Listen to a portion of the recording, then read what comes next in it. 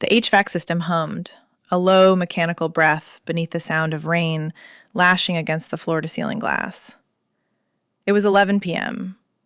The city below was a blur of wet light, but inside the air was static. Hazel stood by the window, her reflection ghosting against the dark skyline. I sat at the mahogany table, the spreadsheet between us a battlefield of red ink. We weren't just auditing numbers. We were auditing the silence. The scent of her perfume, sandalwood and something sharper, like cold air, drifted over me. I set my pen down. Click. The sound was too loud. This acquisition required absolute silence. We were preparing to swallow a competitor twice our size, a maneuver that demanded financial precision so sharp it could cut glass. The industry press called Hazel the Steel Sovereign. They wrote articles about her unflinching strategy, her ability to strip assets and egos with equal efficiency, seemingly void of impulse. They saw the armor. I saw the woman who wore it. I was the grounding force, the head of finance, the only one allowed behind the curtain to translate her terrifying ambition into viable, hard numbers. She turned from the window, her silhouette sharp against the storm. The valuation stands, Arya. We push at dawn. Her voice was cool, a command that brooked no argument. But I wasn't paid to agree. I was paid to be right. It doesn't hold, I said, my voice steady, cutting through the conditioned air. I didn't look up from the screen. The liquidity forecast is optimistic, dangerously so. If you move those assets tomorrow, you expose the firm to a 20% liability swing. We hemorrhage capital by noon. The silence that followed was heavy. In any other office, with any other CEO, that statement would be a career-ending move. But with Hazel, it was currency. I felt her move before I saw her. She walked toward the table, not with the hurried pace of a worried executive, but with the predatory grace of a woman who enjoys the hunt. She stopped right behind my chair. I could feel the heat of her presence, the sudden, overwhelming proximity of her. The air thickened, charged with the weight of what we weren't saying. "Show me," she commanded. Her voice dropped an octave, stripping away the boardroom polish. I reached up, tapping the screen, my finger hovering over the critical data point. Here, the debt structuring. You're exposed. My breath hitched, just once, a traitorous reaction to her leaning in. Her hair brushed my shoulder, a curtain of dark silk. This was the game we played, intellectual combat that felt dangerously like foreplay. She studied the numbers, her mind working at a speed that frightened most people. It thrilled me. She didn't want a yes man. She wanted a sparring partner who could withstand the pressure. "You're right," she murmured, and the admission hung in the air, raw and unflinching. She didn't pull back. She stayed there, in my space, looking at the screen, but seeing the strategy I had built for her. "Fix it." "I already have," I replied, finally turning to look at her. Our faces were inches apart. "It's on page 10. A flicker of something passed through her eyes. Not just approval, but relief. We were isolated here, at the top of the tower. We were the only two people on Earth who knew the cliff we were standing on. The board was in the dark. The shareholders were sleeping soundly. It was just us, holding the weight of $1 billion gamble. That shared secret created a gravity I couldn't escape. The adrenaline of the correction faded, replaced by the crushing weight of the hour. Hazel straightened, walking back to her desk and sitting on the edge of it, the perfect posture finally slumping. She rubbed her temples, her eyes closing for a brief moment. The steel armor cracked.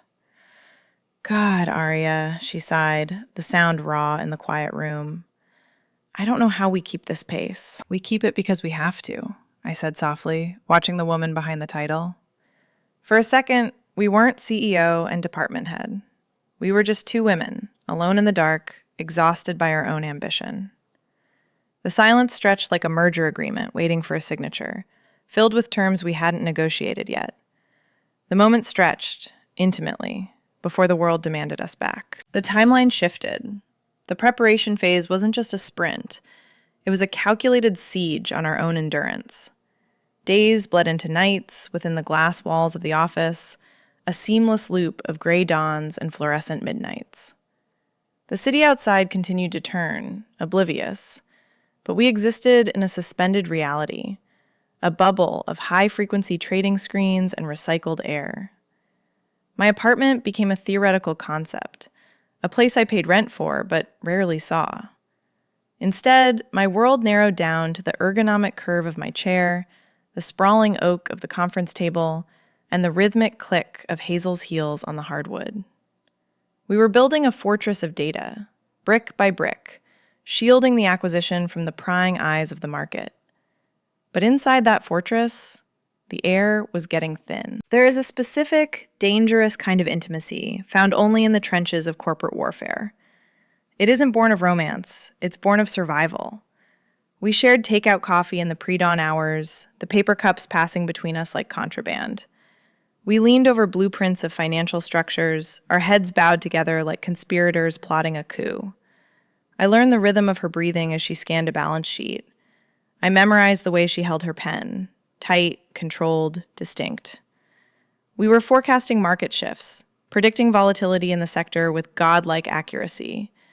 Yet we were willfully blind to the volatility rising in the room. I tried to categorize it. I tried to file it under liability, a risk to be managed. But the numbers wouldn't crunch. The risk assessment on my own heart was returning error messages. Every time our shoulders brushed, a casual, accidental friction while reviewing a portfolio, the valuation of my professional distance plummeted. I was leveraging my sanity against the return of her attention, and the margins were getting razor thin. It happened on a Tuesday, or maybe a Thursday. Time had lost its meaning. We were reviewing the tax implications of the subsidiary merger on the main monitor. Hazel was seated, scrolling through the projections. I stood behind her, tracking the data over her shoulder. She paused on a figure that looked inflated. "That can't be right," she muttered, frustration tightening the line of her jaw. "It is," I said, my voice low. "Look at the amortization schedule." I reached past her to point at the specific column. It was a simple movement, one I had executed 1,000 times in 1,000 meetings. But this time, the geometry of the room failed us. My arm extended over her shoulder, and for a fraction of a second, I was surrounding her. I felt the heat radiating from her skin through the silk of her blouse. The scent of her, that cool, sharp sandalwood, hit me again, a dizzying wave. My breath hitched. It was a traitorous, sharp intake of air that sounded deafening in the quiet room. Hazel froze. She didn't pull away. She didn't look at the screen. She went perfectly still, her hand hovering over the mouse. In that stillness, the power dynamic shifted. The steel sovereign, the woman who moved markets with a whisper, was held in place by the proximity of my body. I saw her throat work as she swallowed. She was realizing, just as I was, that she had lost control of this asset. The absolute iron command she prized above all else was slipping, not because of a market crash, but because of the terrified electric pulse jumping between us. She was exposed, and she didn't hate it. I pulled back slowly, the movement agonizingly deliberate. The distance returned, but the charge remained, vibrating in the sudden empty space between us. She finally cleared her throat, clicking the mouse, but her movements were jagged, lacking their usual surgical precision. We finished the review in a stilted, heavy silence, neither of us acknowledging the breach. But as I walked back to my desk, the truth settled in my gut like a stone. We weren't just working late because the deal required it. The deal was real, yes, but it had become the alibi. We were manufacturing crises just to stay in the room. We were auditing numbers at 2 a.m. because it was the only acceptable way to be alone together.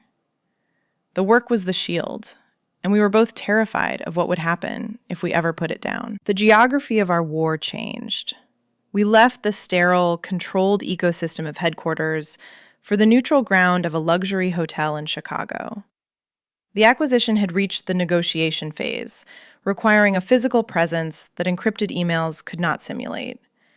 We checked into a suite designed to intimidate the opposition with sheer opulence, a sprawling expanse of marble and skyline views that cost more per night than most people earned in a year. But the opposition wasn't there yet.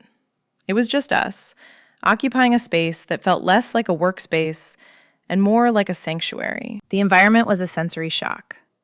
Gone were the harsh fluorescent lights and the cold, transparent glass of the boardroom. In their place was a world of soft edges, deep velvet armchairs, heavy drapes that muffled the city noise, and lighting perpetually set to a golden, flattering dim. It was a shift that stripped away the professional armor we wore like second skins. In the office, Hazel was a monolith of sharp angles and sharper decisions. Here, against the backdrop of plush interiors and room service trays, she looked dangerously human. We retreated to the hotel bar around midnight. It was necessary, we claimed. A final review of the strategy before the morning's opening salvos. The bar was a cavern of dark wood and hushed conversations, the air thick with the smell of expensive cologne and old money. We claimed a booth in the far corner, secluded by a partition of frosted glass.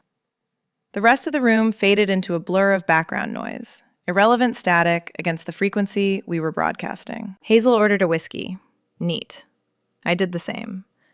We didn't drink to get drunk. Intoxication was a liability we couldn't afford.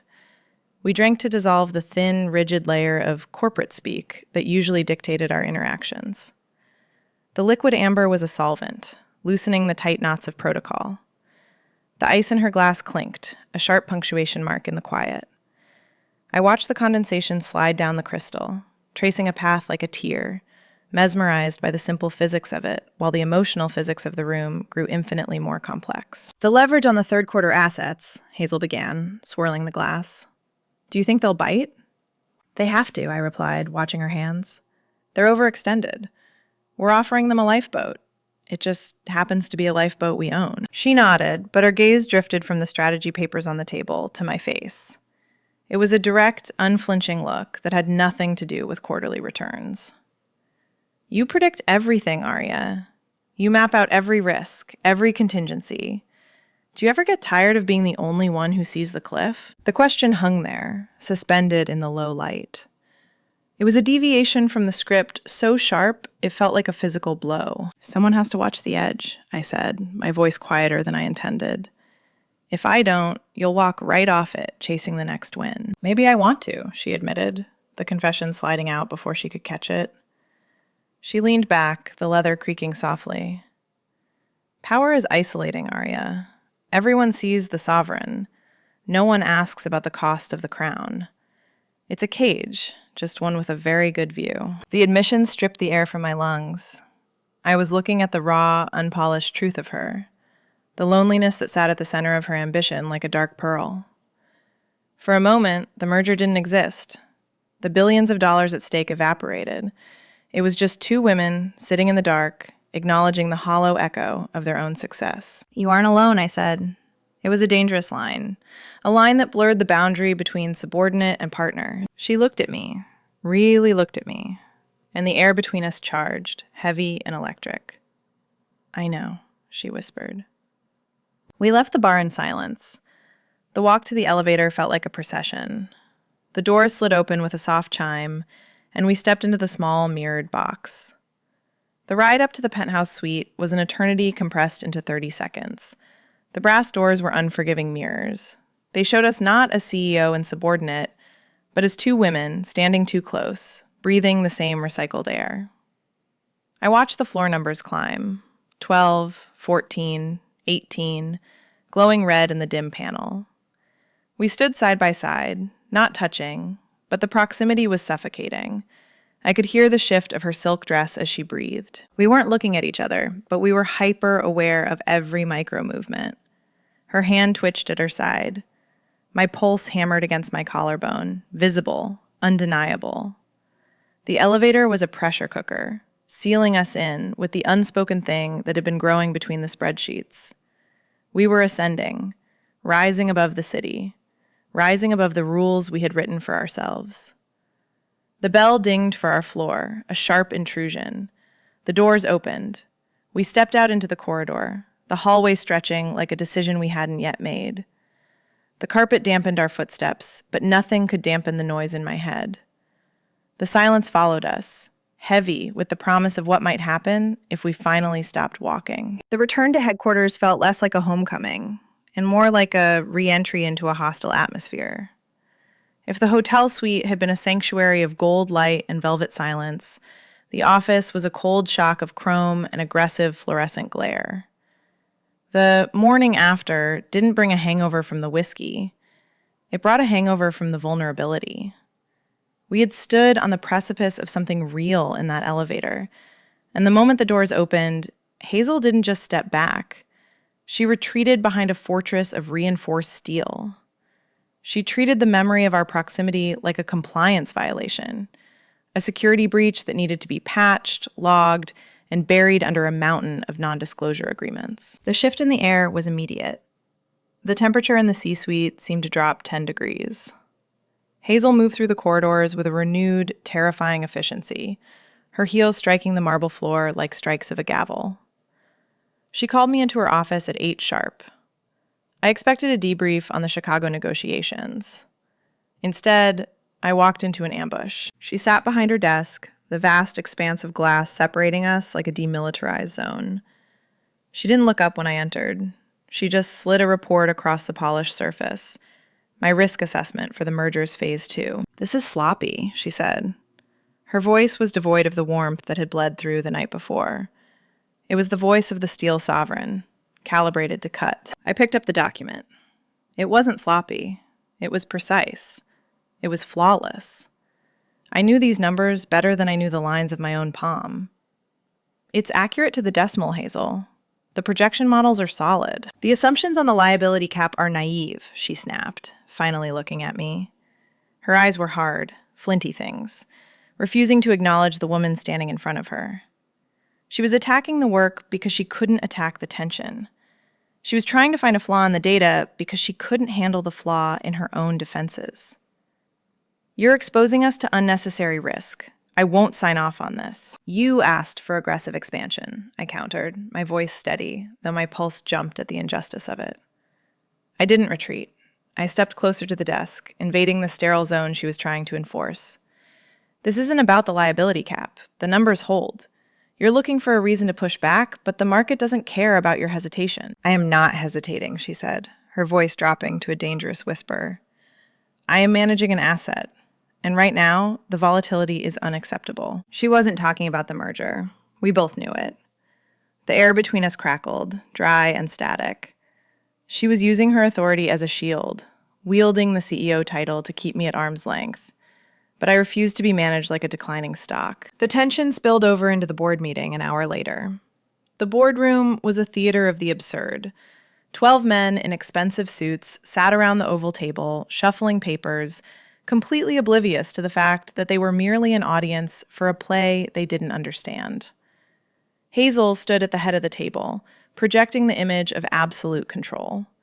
I sat to her right, the loyal lieutenant, while the silence between us screamed. "We need to discuss the containment strategy," Hazel announced, addressing the room but letting her gaze slide right over me.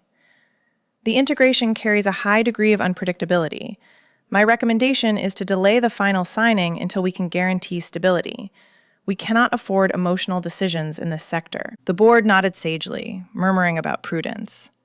They heard fiscal responsibility. I heard fear. She was trying to delay the deal, to delay the inevitability of us. "With respect," I spoke up, my voice cutting through the murmur. The board turned to me, surprised by the interruption. Hazel went still. "Delaying signals weakness. The market rewards conviction, not caution. If we pull back now, we lose the momentum. The volatility isn't a threat, it's the catalyst. It's where the profit is." I looked directly at her then. I held her gaze, unflinching. I was challenging her, in front of her own court, using the language of the deal to dismantle her excuse. "You are afraid of the risk," I was saying. "I am telling you it's worth it." "Unchecked volatility leads to collapse," Hazel shot back, her composure slipping just enough to reveal the heat underneath. "We have a responsibility to protect the core assets." "You can't protect an asset by suffocating it," I replied softly. The room went quiet. The double meaning landed heavy in the center of the table. The meeting adjourned in a haze of confusion. The board members filed out, sensing a conflict they couldn't name. Hazel gathered her files with shaking hands, refusing to look at me, and marched out the door. She was retreating again. But this time, I wasn't going to let the silence settle. I waited 5 seconds, then followed her down the hall. The game of risk management was over. It was time to liquidate the secrets. I followed her in. The door didn't just close. I pressed it shut until the heavy latch clicked, a mechanical finality that severed us from the corridor, the board, and the expectations of the market. I didn't stop there. I walked to the wall panel and hit the privacy switch. The automated blinds descended with a soft whir, slicing through the daylight until the city skyline, witness to so many of our late nights, disappeared behind slats of gray fabric. The room shrank.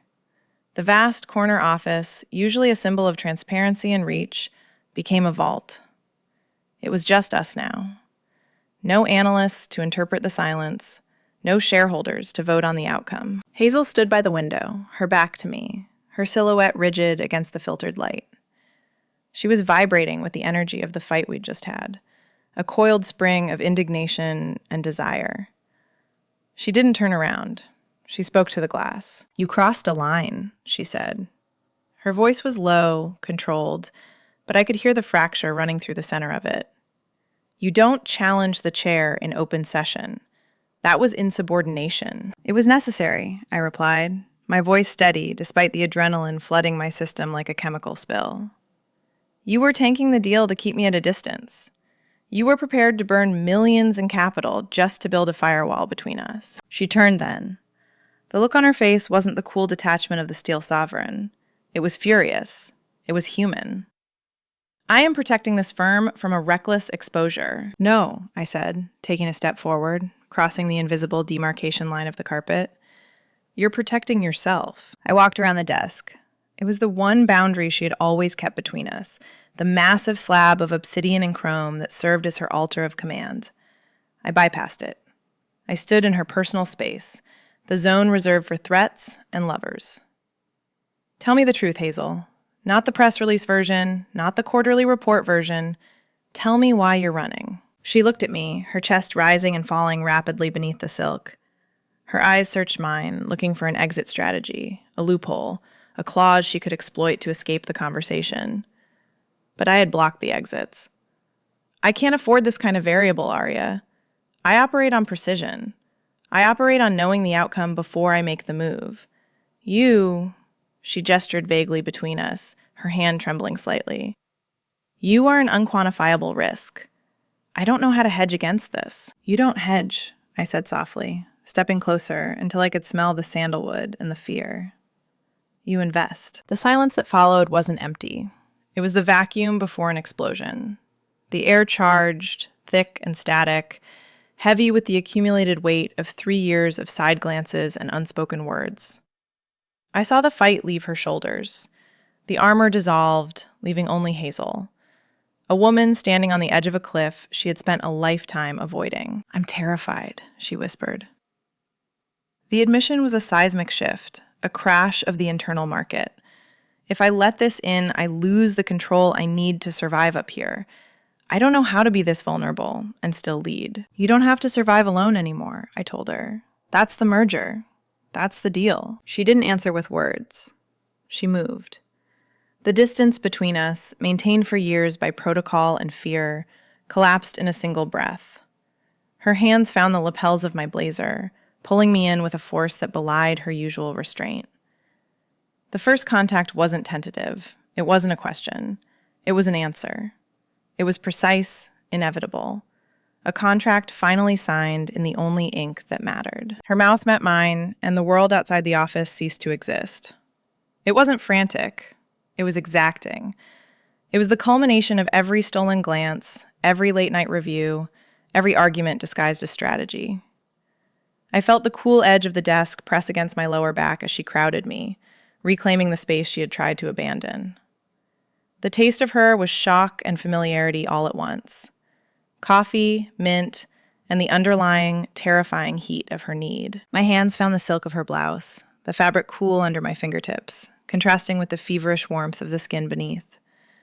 I tangled my fingers in her hair, destroying the perfect, severe bun she wore like a helmet. Pins hit the floor with tiny, insignificant pings, the sound lost in the rush of blood in my ears.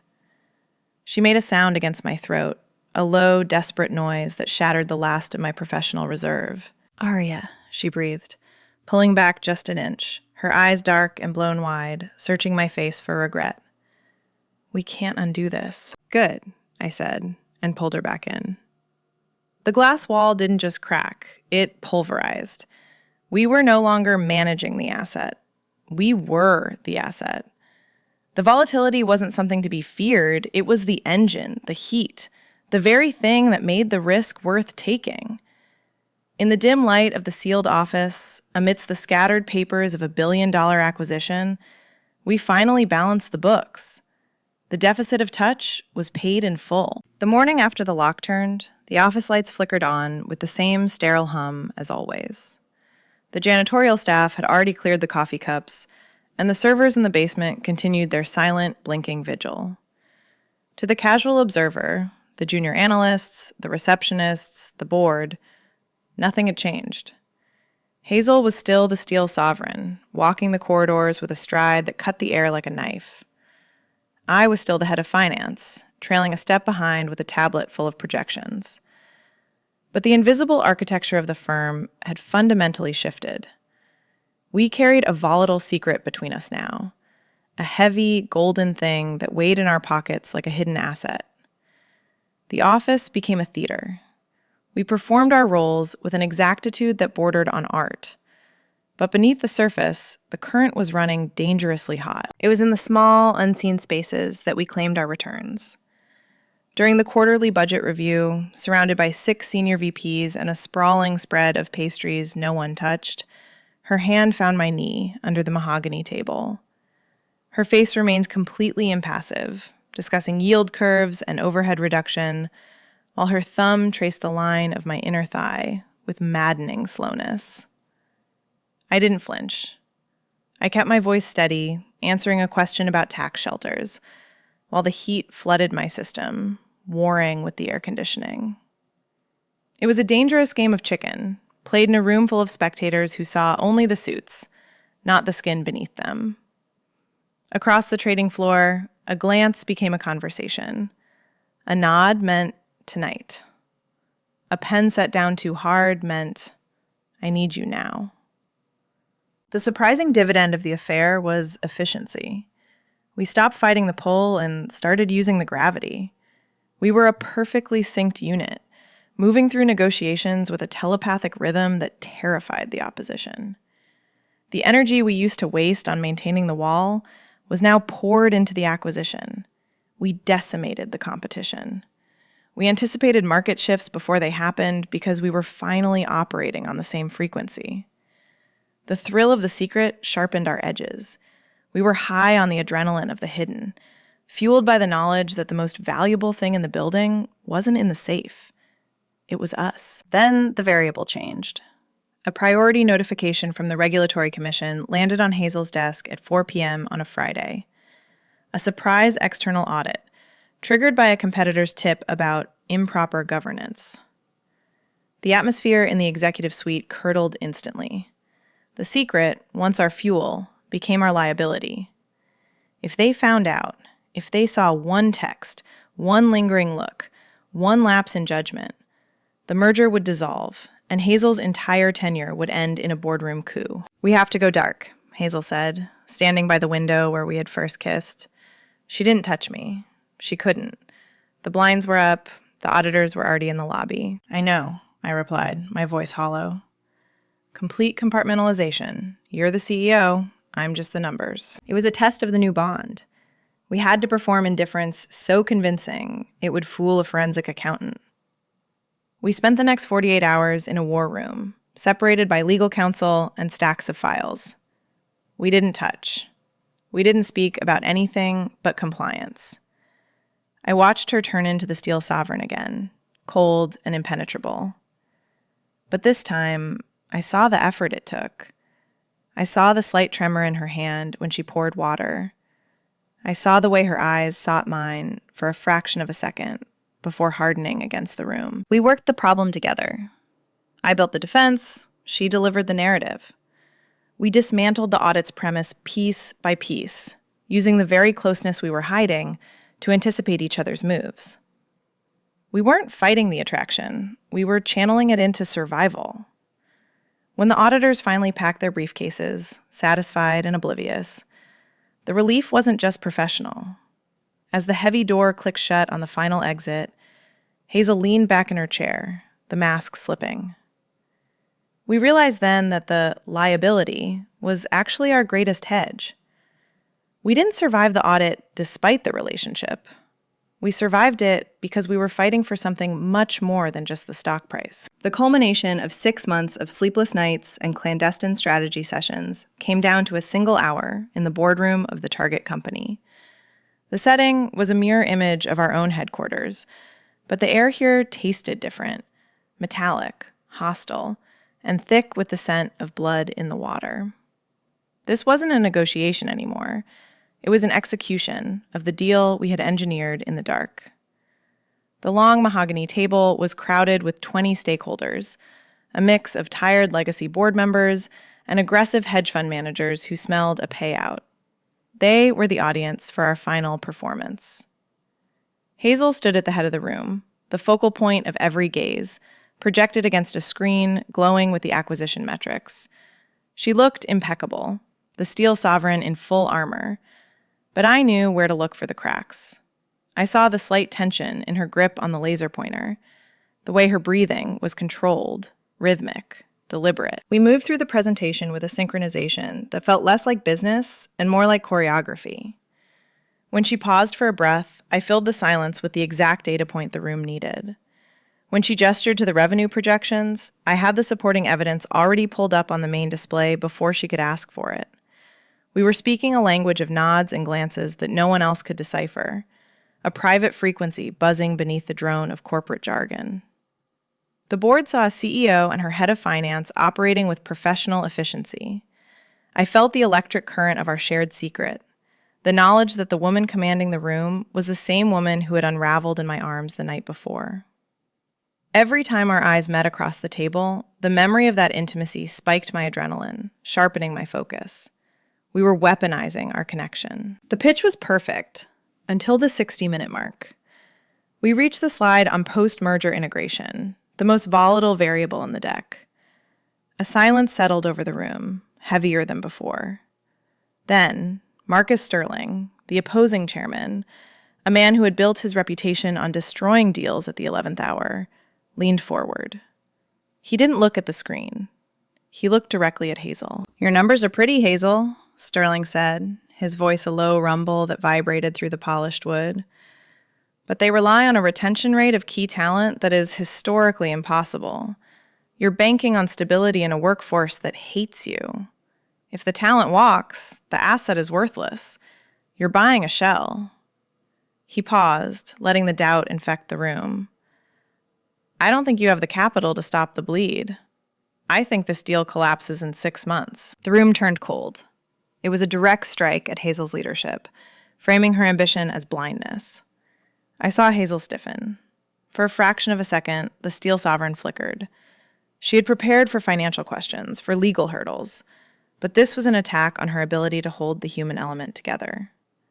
She opened her mouth to counter, but the hesitation was there, a microscopic pause that Sterling would exploit. I didn't let him. "We aren't buying their loyalty, Marcus," I said. My voice cut through the tension, calm and lethal. I didn't stand up. I didn't need to. I simply turned my chair to face him, drawing the fire away from Hazel. "We've already secured it. The retention packages aren't cash-based. They're equity-based. We've structured the deal so that if they walk, they leave their own future on the table. They aren't staying because they like us. They're staying because we made it too expensive for them to leave." I slid a single sheet of paper across the table toward him, a document we had finalized at 3 a.m. 2 nights ago, sitting on the floor of her office. "The vesting schedule," I added, locking eyes with him. "We didn't bank on stability. We engineered it." Sterling looked at the paper, then at me, and finally back at Hazel. The aggression drained out of his posture. He saw the trap we had built. He nodded, once, a concession of defeat. "Fine," he grunted. "Proceed." Hazel looked at me then. It was brief, barely a second, but the weight of it nearly crushed me. It wasn't just gratitude. It was a recognition of the partnership in its purest form. I had stepped in front of the bullet not because it was my job, but because she was my person. The deal closed 20 minutes later. Signatures were scrawled, hands were shaken, and the billions moved across the wire. But as the room erupted in applause and relief, the only victory I felt was the heat of her gaze, promising that the real celebration would happen when the doors were finally closed. The aftermath of a billion-dollar deal isn't champagne and confetti. It is a profound, bone-deep exhaustion that settles into the marrow. The stakeholders left, the lawyers packed up their binders, and the junior analysts went out to drink their bonuses. We stayed. The office, once a hive of frantic energy, exhaled. The lights dimmed automatically, leaving us in a pool of amber shadow against the backdrop of the city we had just conquered. Hazel sat on the plush velvet sofa in the corner of her office, her shoes kicked off, a violation of protocol she would never have permitted 6 months ago. The steel sovereign was gone. In her place was just Hazel, rubbing the tension from her neck, looking at the ceiling as if it held the answers to questions we hadn't asked yet. I poured 2 glasses of water. Whiskey felt too sharp for the rawness of the moment. I walked over and sat beside her, not maintaining the respectful distance of a subordinate, but pressing my shoulder against hers. She leaned into me immediately, her weight heavy and trusting. It was a surrender more significant than the signatures on the contract. "We pulled it off," she murmured, her voice rough with fatigue. "Sterling actually folded. I didn't think he would." "He didn't fold to the numbers," I said, handing her the glass. "He folded to the conviction. He saw that we were a united front." She took the glass, her fingers brushing mine, lingering there. The electricity was still there, but it had changed. It wasn't the jagged, frantic spark of the illicit anymore. It was a steady, warming hum. "That was the most dangerous thing we've ever done," she said, turning to look at me. Her eyes were soft, stripped of the armor. "You exposed yourself to save me. If that vesting schedule hadn't worked..." "It was a calculated risk," I interrupted gently. I knew the asset I was protecting. She smiled then, a genuine, tired expression that transformed her face. She set the glass down on the floor and shifted, resting her head in the crook of my neck. I froze for a second. This was the open office, glass walls, the world outside. But then I relaxed. We owned this space now. The fear of discovery had been replaced by the certainty of our partnership. I reached up, running my hand through her hair, working out the tightness at the base of her skull. She sighed, the sound vibrating against my collarbone. "What happens tomorrow?" she asked quietly. "The deal is done. The crisis is over. We don't have the excuse of late nights in war rooms anymore." "We don't need an excuse," I replied, my hand stilling against her neck. "We need a strategy. The board will want stability. We give them that. We run this company better than anyone else because we aren't just colleagues. I hesitated, searching for the word that fit the terrifying, wonderful complexity of us. "Partners," she finished for me. She sat up, reclaiming her space, but keeping her hand on my knee. "In every sense. We navigate the optics. We keep the firewall up in public, but back here, behind the glass..." "Back here, the books are open," I said. "Fully transparent," she agreed. The conversation shifted from the logistics of the merger to the logistics of us. We talked about the boundaries we needed to set, not to keep us apart, but to keep us safe. We analyzed the relationship with the same rigor we applied to the market, finding the weak points and reinforcing them. It wasn't romantic in the traditional sense. It was practical, precise, and incredibly intimate. We were building a structure that could hold the weight of our ambition and our desire without collapsing. We finally stood up around midnight. The city was asleep, or as asleep as it ever got. Hazel put her heels back on, wincing slightly, but when she stood, she didn't straighten into the CEO posture immediately. She waited for me. We walked to the elevator together, side by side. There was no hesitation at the door, no awkward pause to check if the coast was clear. We walked out as a unit. The security guard in the lobby nodded as we passed, and for the first time, I didn't look down. I walked into the cool night air with the woman who ran the world, knowing that the only power dynamic that mattered was the one we had built in the dark. The heavy glass doors of the tower clicked shut behind us, sealing the secrets of the boardroom inside. The streetlights caught the sharp angle of her profile as she turned to me, a small, knowing smile playing on her lips. We had balanced the ledger. If you understand the quiet power of a risk that finally pays off, subscribe for more stories from the C-suite. The numbers, finally, were in our favor.